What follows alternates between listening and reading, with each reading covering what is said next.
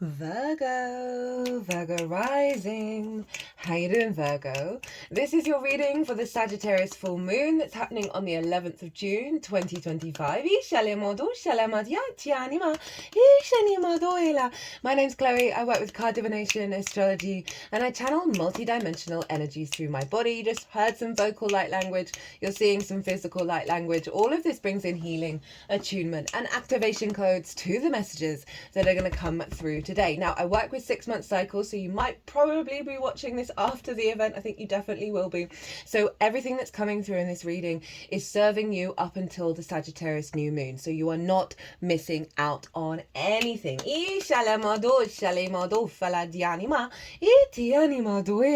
Now, my loves, I read for the rising signs. So for those of you who do not have Virgo in the first house, look to the house it does fall in your natal chart. Look to the themes of that house, and you want to apply those themes along with all the other meaning you've got going on in the sign of Virgo. And you want to apply all of that meaning to the messages that come through, because it's going to be as if that Virgo energy has now energetically moved to the first house. So when I talk about the houses for the rising sign, it will always still link in. You've just got to add on your own natal chart Virgo meaning on top of it. For example, I have Virgo in the second house with my sun, so I'd apply that meaning to the messages that come through in this reading. As always, take what resonates, leave what doesn't. There is a collective reading. That was the first reading that went out. That's where I've broken down the astrology of the exact moment of the full moon in way more detail. I tap into the most integrated and expansive frequency of the moon, and that way we can apply that to all the nuances of our lives. I pulled collective tarot, and also channeled messages come through at the end of that reading. My guides came through very loudly. They were like, right, we want to bring in a transmission. So that's at the end of the reading as well. Now we're going to get 3 cards from this deck. The first card is going to be what is being released with this full moon. Now this ties in with the fact that one of the core messages of this moon is that this is a massive rebirth. Okay, so what's being released? What cycle are you closing out with this completion energy of the full moon? Second card will be what is the activation code that comes in with this full moon that you are working up until the Sagittarius new moon, as well as a card on how to work with that energy, where to direct your focus, your perspective, to help align yourself with this activation code. They're just tapping over the heart space right now. We'll also get the card at the bottom of the deck, which will act as the baseline energy, the root energy for the activation. We're also working with 2 oracle decks in this transit, and we'll get those cards at the end of the tarot pull. So my lovely Virgo risings, where is this happening for you? Oh, look at those cards coming out. Whoa,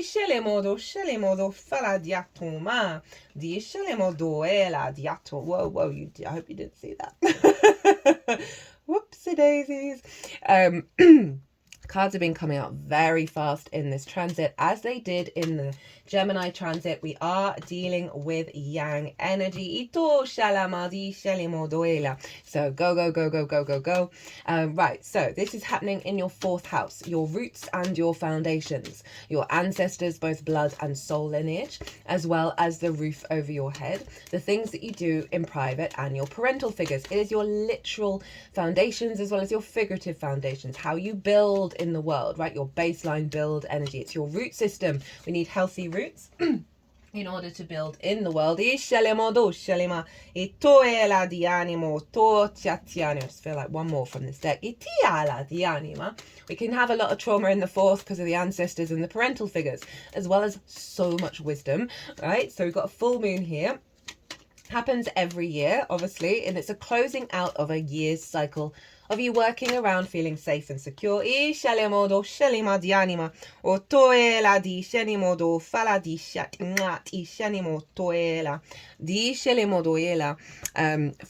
got a bit of tickle in my throat chakra energy here clearing out. I'm just going to pause and have a little cough.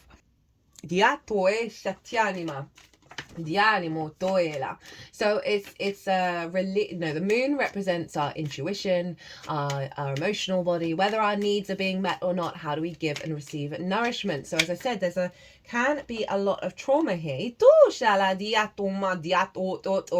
going to remember that it wanted to go there. Okay, that was clearing some energy from that card and that card related to that one. I will remember. So whether our needs being met or not, and so we can see a release after the work that you've done in regards to the difficult energy of the fourth, as well as a culmination of the work that you've been doing to strengthen how you build in the world, strengthen your strong foundations. The moon is going to be activating a higher level of intuition around your needs being met, your nourishment being met, fed into your root system around how you build in the world, right? And really feeling very stable in your incarnation.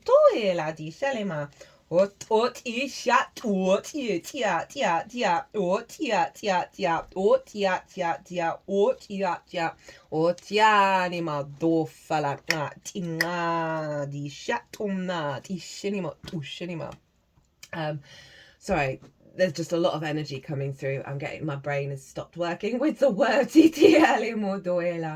that might be referencing an element of the inner work and inner quiet that you've been cultivating, right, where you don't need the words and the transmissions are just coming through.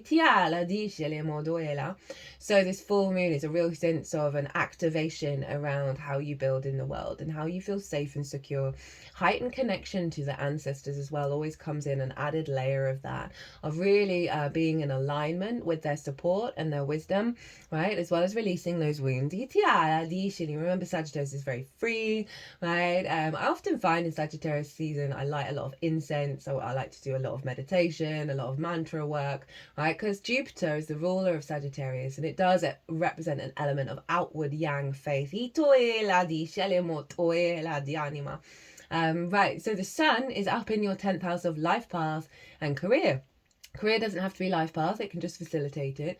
Visibility, reputation, how the big outside world sees you. So with the sun being there, it often shines a light on the work that you've done in the fourth. And so there may be something around visibility where you're feeling a bit more grounded, a bit more safe in what you're building. As well as having a clear vision of the path and how you want to build from the baseline up with that, right? Strengthening those foundations that are in alignment with the path.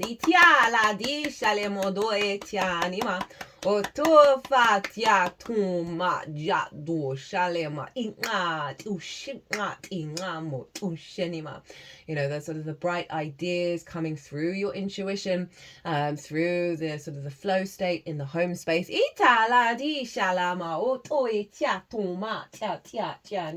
Now, the ruler of Sagittarius, as I've already mentioned, is Jupiter. The ruler of Gemini is Mercury. And so we want to look to where they are, because they are always going to influence this full moon. And they are both in the sign of Cancer. Yesterday, the 9th, Jupiter late in the evening in the UK moved into the sign of Cancer. I've already mentioned to you, Virgo, right? Jupiter is exalted in Cancer, just flat out for everybody. But Jupiter's favorite house to be in is the 11th house, right? Which is where both Jupiter and Mercury are. And so you've got a really powerful transit happening for you, Virgo. The Jupiter in Cancer transit is going to be the next transit that I do. So Jupiter's there and Mercury, which means all of this energy, this activation that's coming in, is in alignment with your 11th house, which is the house of good spirits. Is your hopes and dreams, friends, groups and alliances, and reaping the benefits from your 10th house, which is where the sun is, right? That doesn't just have to be monetarily, it's simply that sort of awareness of the resources of the work that you've done and the culmination of that. So there's a real influence here of the alignment of how you build in the world and expand in the world, 4th, 10th, in alignment with those manifestation of those hopes and dreams. Right, it's linking into bigger groups and friends, soul family. And that might be like sense of visibility of what you've been up to in these bigger groups. And the vision of the sun in the 10th, of the awareness of the resources and your capacity to manifest with them and feed that energy into your root system.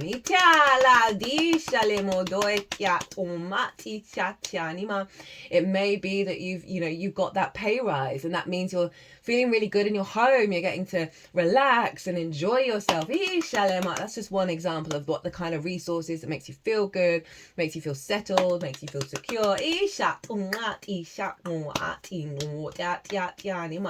So generally, like good spirits feeding into the path, into the foundation.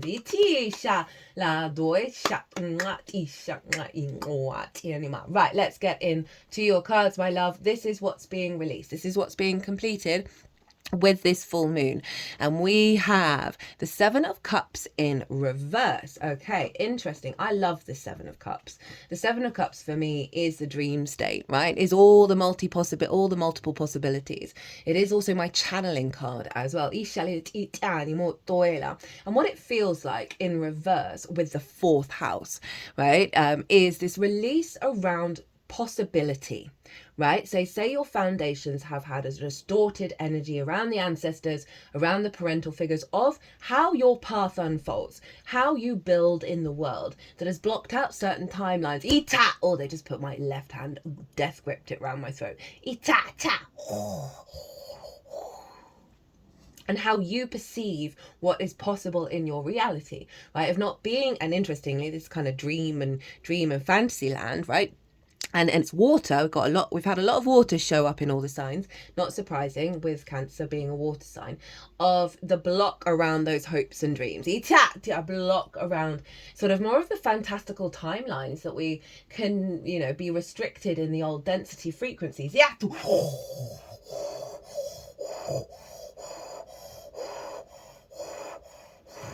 Interestingly, they put my finger over the ghost, right? Like holding on to the resentments of the past energies.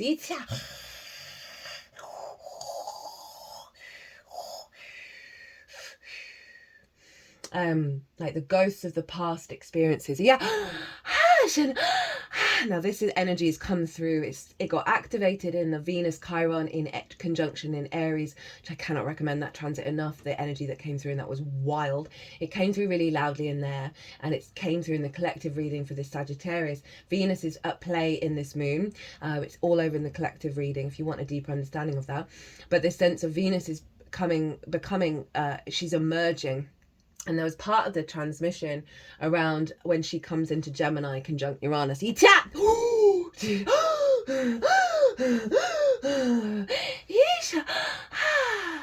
Right, of feeling good in the 3D world of our creation energy. I just heard bonds are being lifted. Transmuted.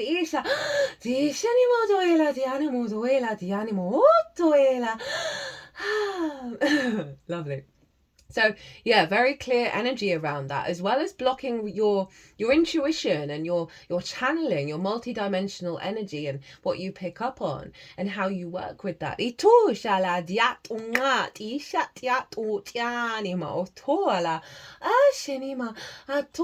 it's really just opening up the dream state, right? And our capacity to engage in that space without expectations and some assumptions, but still connect emotionally to the resonance of the possibilities, and still be in that flow state of exploration, of play, of joy, of engaging in all these different energies and seeing where they take us.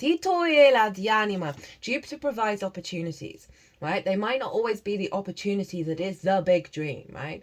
But it leads to the process of that dream because we learn so much in each of those opportunities, right? That's just a part message. What I'm really feeling is your capacity to expand, your capacity to gain great perspective. That is, remember, the Sagittarius energy, sorry, I didn't even mention it at the beginning, so ignore that remember energy. But if you watch the Pisces North Node, Virgo South Node energy, you'll know that Sagittarius is where this North Node is manifesting, right? So this real sense of capacity to be in that dream state, to be in the sort of the miracle energy.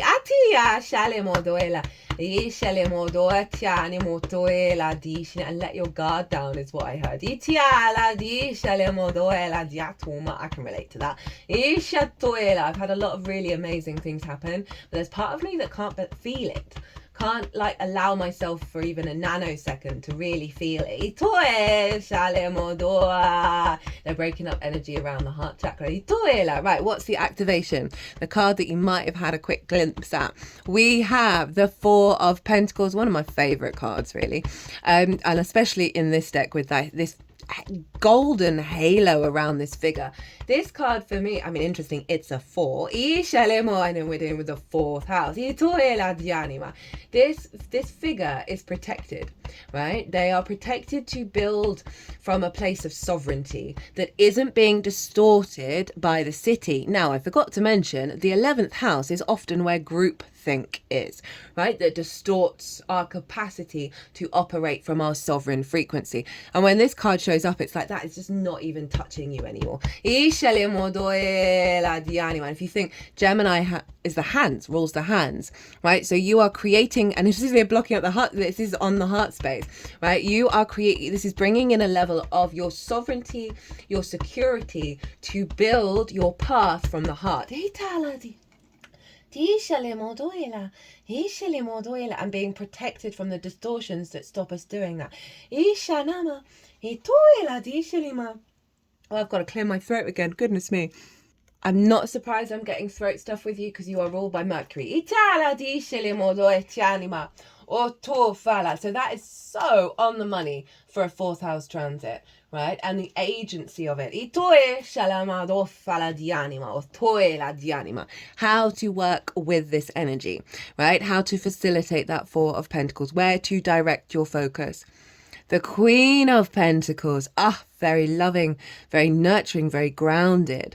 You know, there is fertility here with the bunny rabbit, right? Bunnies produce a lot of other bunny rabbits. So there's a multitude of energy here, but it's a queen, so it's yin. So they're wanting you to cultivate from a place of abundance, right? And realize you are doing the work out in the world, to keep doing the work out in the world. But there is a reorientation to your nature around the fertility of the landscape around you. I've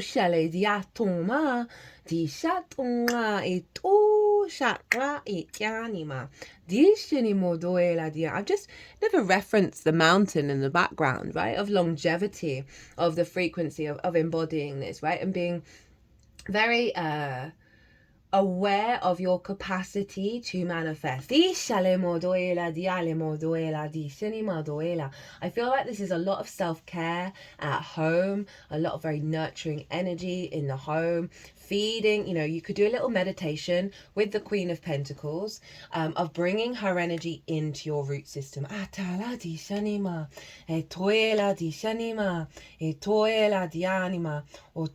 remember which card. Oh, it was this one.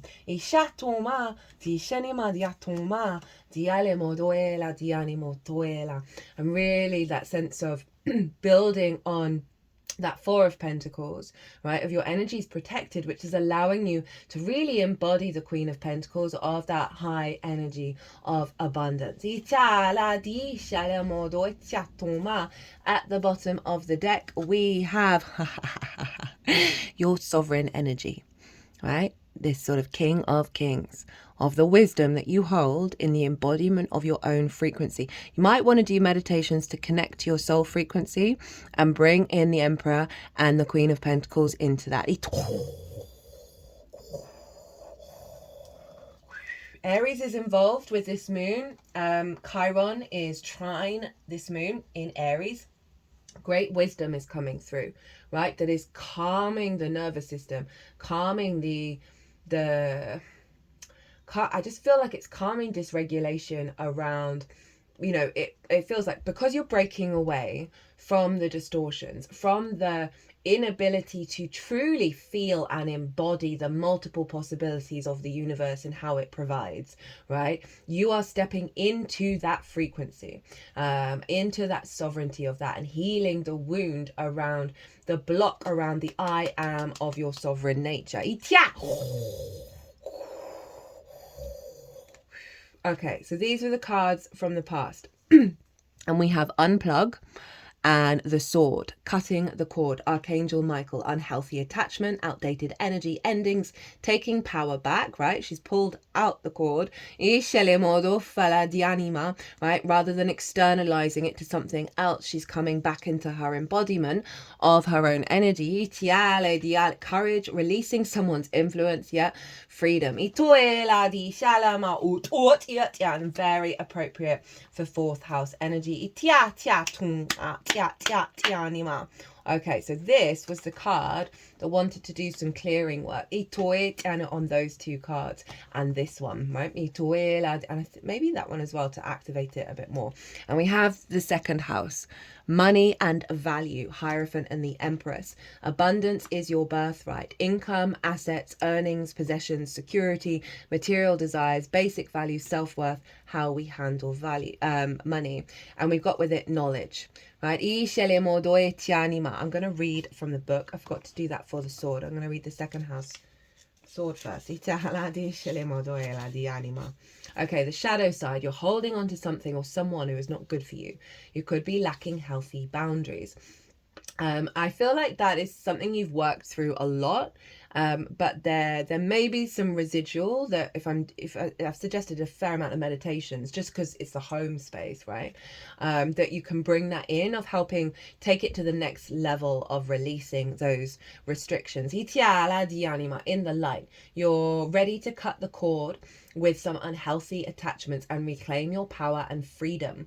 Sagittarius is all about freedom. Archangel Michael is helping you. And that's a very yang energy. So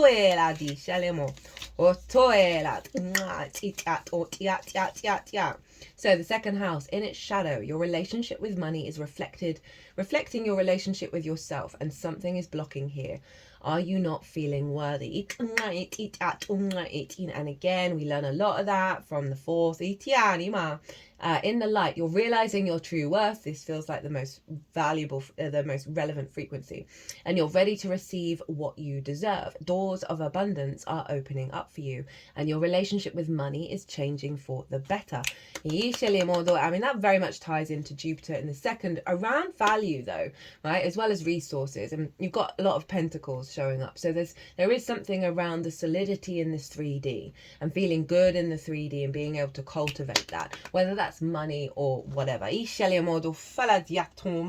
But they wanted to do a lot of healing around that, and that's doubled down with the Emperor and the Four of Pentacles, because I always feel that they're quite closely linked in together, of really stepping into a deeper embodiment, earth energy, that you're feeding into your home, your root system around around your sense of value. And interesting, we do have a child here, right? If you think of like the inner child, and it's all about knowledge and what all these sort of these ideas and these illuminations that you're getting at home that are very much linked into your soul's path, both the child within you, the elder that is coming, and the grown energy that you are now. It feels like a full integration of the self.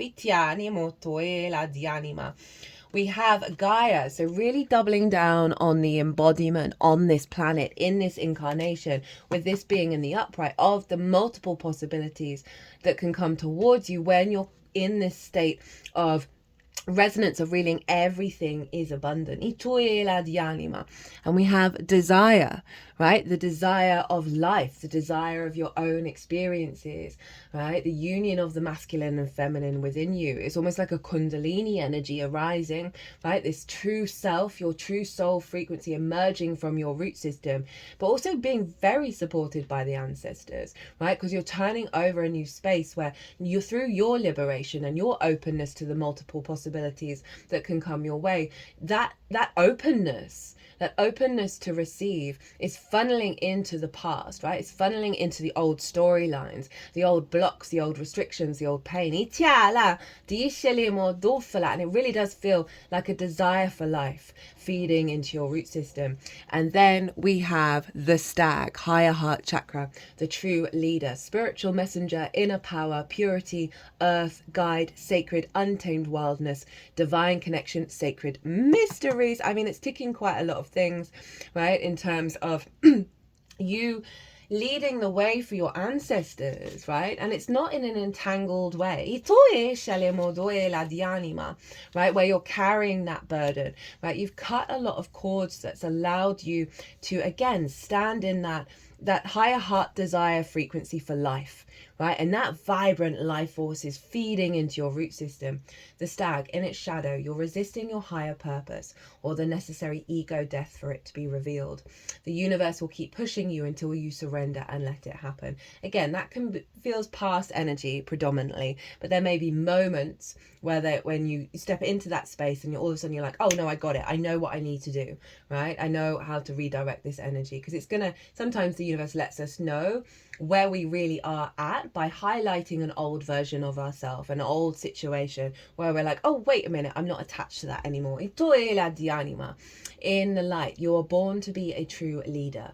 Everything in your life has been preparing you for it. Surrender to what you have become. Your higher heart chakra is ready to be activated. And there may be something around the Queen of Pentacles of, through this very powerful transformation, of being very loving and caring to your physical vessel, nurturing yourself, feeding yourself well. With big transmissions, we do need to take care of the physical vessel. At the bottom of the deck, we have rebirth.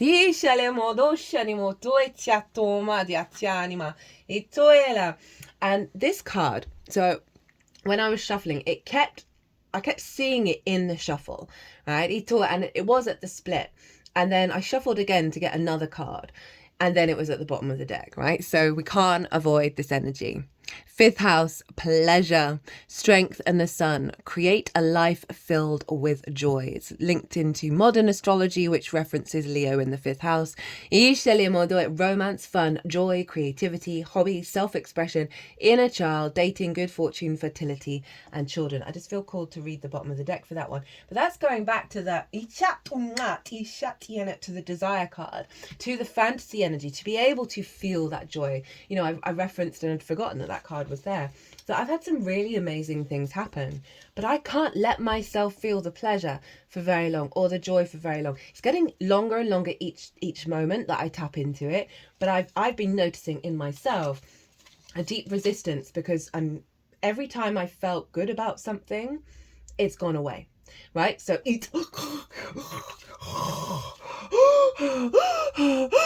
just hearing the word clearing, and that's really linked into that of not being able to dream and hope and fantasize. Fuck, sorry for swearing. In the shadow, your inner child needs your immediate attention, love, and care. I'm not feeling that so strongly because you have this energy of your inner child being in a state of deep wisdom and deep knowledge, and passing that joy, like carefree energy. Children are linked into the fifth house. In the light, fun times are coming ahead with a bunch of positive energy. You can use this in any way that you feel called to. It will be a good time for pleasures, romance, or creative projects. Beautiful energy, Virgo. I'm here for it. What an honor and a privilege to read for you. If you want a personal reading, my details are in the description box and my website is there as well. Virgo. I keep wanting to say Leo. So that fifth house energy is quite loud. Mars is there, right? All the fire signs are being activated. I talk about this in the collective reading, and they're all aspecting the moon and the sun.